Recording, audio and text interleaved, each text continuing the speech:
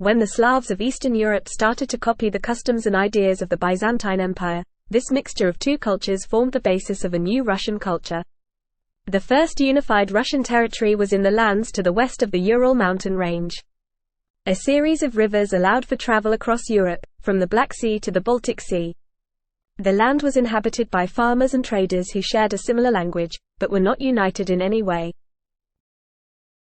However, sometime in the 9th century CE, a group of people, most likely Vikings, came and settled in the area. According to Russian myths, the locals later invited a Viking called Rurik to become their first king.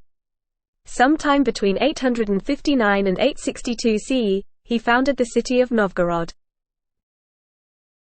Another important city, due to its trade links with Constantinople, was Kiev. In 957 CE, Princess Olga visited Constantinople and converted to Christianity. When she returned home, her son refused to convert from his pagan beliefs. However, when her grandson Vladimir took over Kiev, he was open to choosing a new religion for the Russian people. According to a book written in the 12th century CE, Vladimir sent out people to observe the major religions of the time: Islam, Judaism and Christianity. The teams reporting on Islam and Judaism were not very positive. However, a team that traveled to the Byzantine Empire to investigate Christianity said the following: "We went on to Greece, and the Greeks led us to the edifices where they worshipped their God, and we knew not whether we were in heaven or on earth. For on earth there is no such splendor or such beauty, and we are at a loss how to describe it. We know only that God dwells there among men, and their service is fairer than the ceremonies of other nations." This, along with the idea that the leader of the country was also the leader of the church, convinced Vladimir to convert his people to Christianity. It meant he now had complete control of his subjects. Kiev and Russia continued to grow, controlling land in Poland and to the north, and fighting off invaders to the south. However, when the ruler Yaroslav, Vladimir's son, died, he made a huge mistake. Instead of his eldest son inheriting the empire, he split the land amongst all his sons.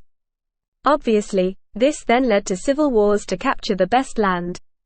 Along with the civil wars, the Crusades then further disrupted Kiev's trading income. In the mid-13th century, the Mongols took advantage of this turmoil, attacking and destroying Kiev. It was reported that so many people had been killed, that no eye remained to weep.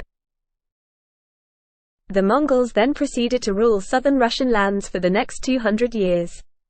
While the Mongols ruled the Russian people, they allowed them to continue living as they had before, with princes in charge, as long as they did not try to fight back against the Mongols.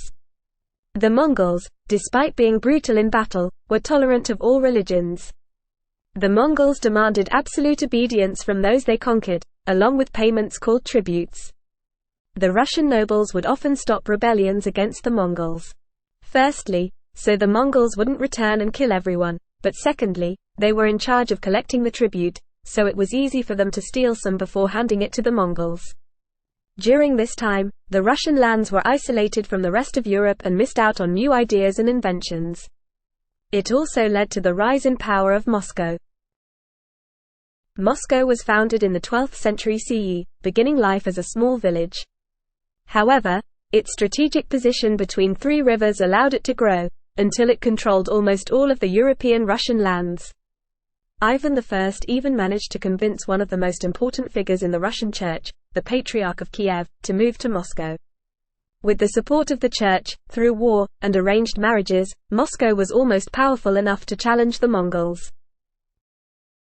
It was under the rule of Ivan III, that Russia openly challenged Mongol rule.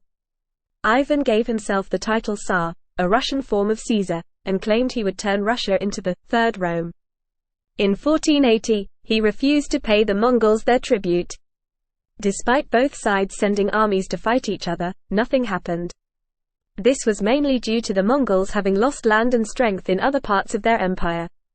After this, Russia was able to try and form its own empire and conquer lands.